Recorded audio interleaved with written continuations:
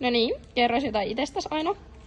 Mun nimi on Aino ja mä oon ratsastanut 12 vuotta ja mä aloitin vuonna 2024 opiskelemaan hevosala perustutkintoa.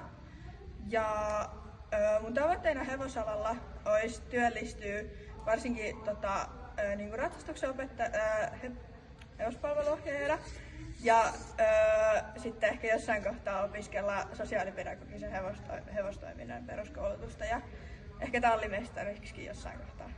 Joo. No kerro jotain sun ratsusta. Tässä on sun kouluratsu. Joo, tässä on Cindy, kouluratsa. Cindy on oikein kiva, vähän vanhempi pisteytystamma. Ja Cindyn kanssa tosi tärkeää on se, että on tosi rento ja ei purista mistään. Cindy on oikein istuntopoliisi. Ja Cindyn kanssa pitää olla tosi tarkka, että on just hiljaa ja keskittyy. Ja Cindyn kanssa pääsee tosi hyvin keskittyä omaan ratsastukseen ja istuntaan Cindyn helppoja askellajien puolesta. No niin, ja millä hevosella sä teit ne esteet, että kerro jotain myös siitä ratsusta. Joo, esteet mä tein PV-runa Fafalla, ja Fafakin on vähän vanhempi herra. Ja Fafan kanssa just tosi tärkeää kanssa olla aika hiljaa ratsastajan.